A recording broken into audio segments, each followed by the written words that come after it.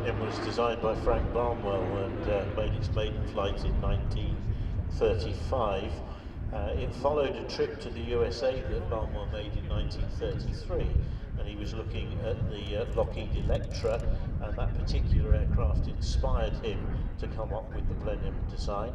Ultimately, 4,422 Blenheims in various marques were built for the war effort.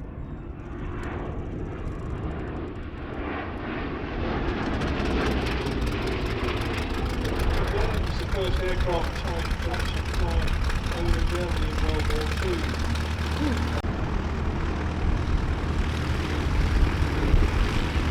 Two Bristol Mainbury 9-cylinder engines developing 920 horsepower, giving cruise speed of around about 198 miles an hour at 11 speed.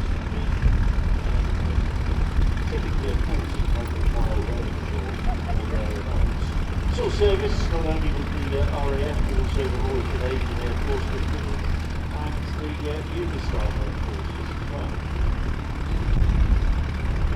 It's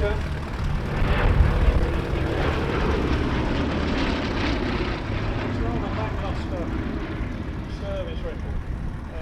Perhaps masks the more important thing. The Blenheim was the first aircraft to be built through the shadow factory system that was so essential in supporting the production of four-engine bombers later in the war. So it really was a pathfinder in that direction as well.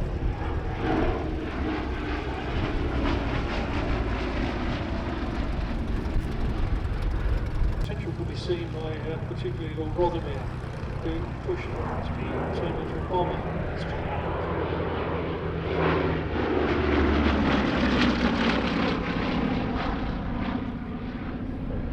Throughout its 4,422 aircraft production run, the various marques of the Blenheim could carry typically around about 1,200 pounds of bombs and up to 5 Browning machine guns on board. Even so, as we've said, it was outdated very early on in the Second World War.